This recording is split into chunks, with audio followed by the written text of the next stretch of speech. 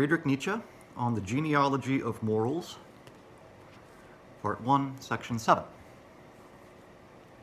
One will have divined already how easily the priestly mode of valuation can branch off from the knightly aristocratic, and then develop into its opposite. This is particularly likely when the priestly caste and the warrior caste are in jealous opposition to one another and are unwilling to come to terms.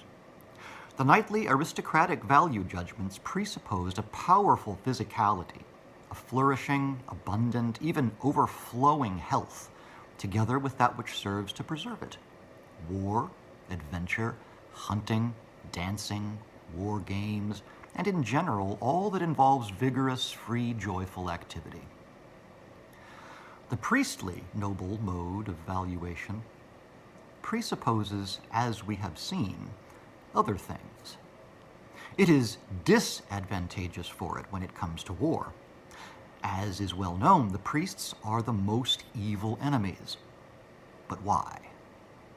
Because they are the most impotent. It is because of their impotence that in them hatred grows to monstrous and uncanny proportions, to the most spiritual and poisonous kind of hatred. The truly great haters in world history have always been priests. Likewise, the most ingenious haters. Other kinds of spirit hardly come into consideration when compared with the spirit of priestly vengefulness. Human history would be altogether too stupid a thing without the spirit that the impotent have introduced into it. Let us take at once the most notable example. All that has been done on earth against the noble, the powerful, the masters, the rulers, fades into nothing compared with what the Jews have done against them. The Jews, that priestly people, who in opposing their enemies and conquerors were ultimately satisfied with nothing less than a radical revaluation of their enemies' values. That is to say, an act of the most spiritual revenge. For this alone was appropriate to a priestly people, the people embodying the most deeply repressed priestly vengefulness. It was the Jews who, with awe-inspiring consistency, dared to invert the aristocratic value equation.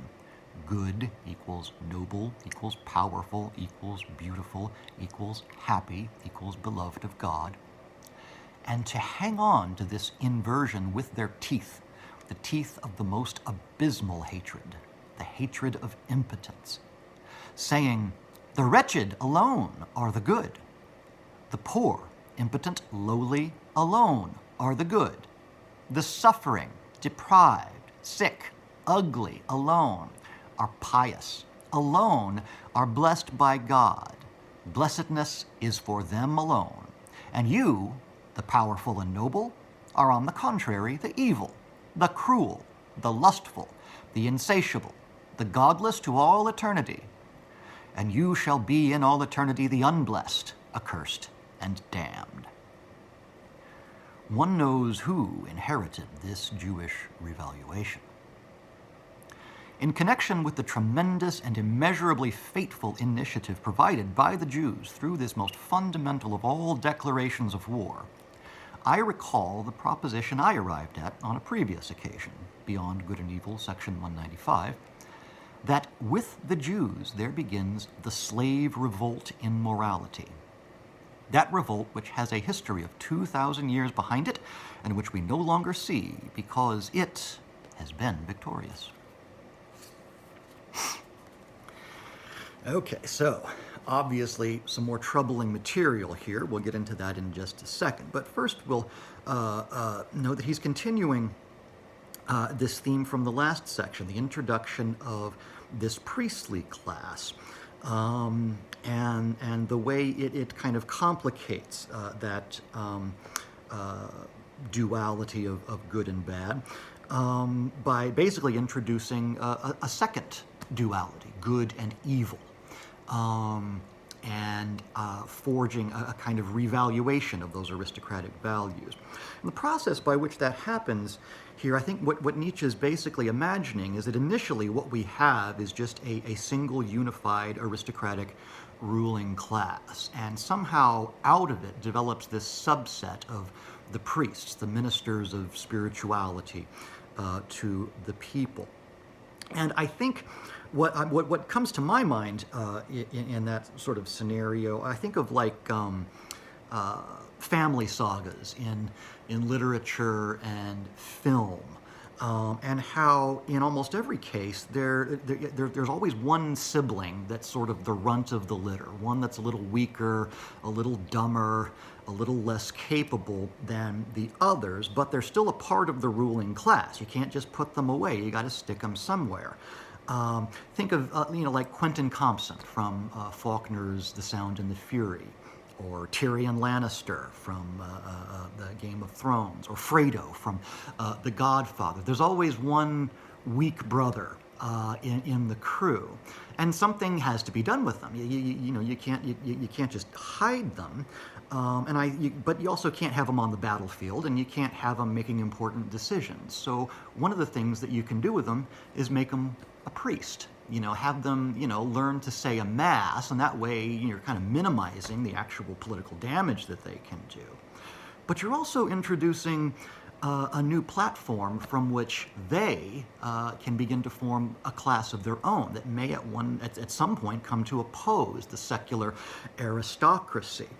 And Nietzsche seems to feel that the culture that best exhibits that is the Jews. And here I think we do have to say a word about Nietzsche's anti-Semitism, or whether he is an anti-Semite. I don't really know myself how to answer that question exactly. I do think it's important here that he just uses the term Jews here. Well, what I think he's got in mind specifically, though, is the ancient Hebrews rather than modern European Jews, and whether he would consider them really even to belong to the same culture, I'm not exactly sure. To me, collapsing groups that are that far apart in history into a single unit and saying those are the Jews, it's like saying, all Scandinavians are both Vikings and democratic socialists.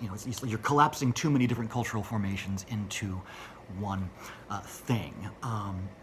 And again, I think what he's got in mind here is more really the Old Testament, rather than what contemporary intellectuals would have referred to as the Jewish problem in European culture and politics, or the Jewish question, as I think Marx refers to it. It's important here, I think, he uses this wonderful phrase that with the Jews there begins the slave revolt in morality. And I think he's really onto something there, to the extent that ancient Hebrew culture was very much organized around the defining self-identifying myth of the Exodus. Everything really begins with that story, which is a story of a slave revolt, a story of a slave uprising. And insofar as one identifies with that story, one is sort of declaring inwardly that I am a member of a slave class whose emancipation is still in progress. To some extent, the Exodus is an unfinished project. It even remains that way, I think, throughout the Old Testament.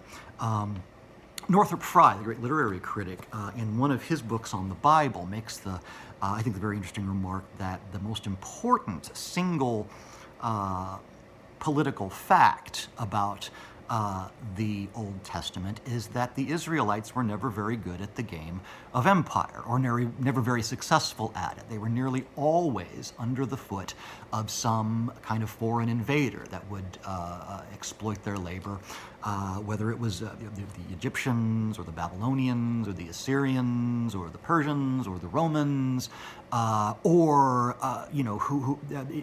even in the periods when they weren't specifically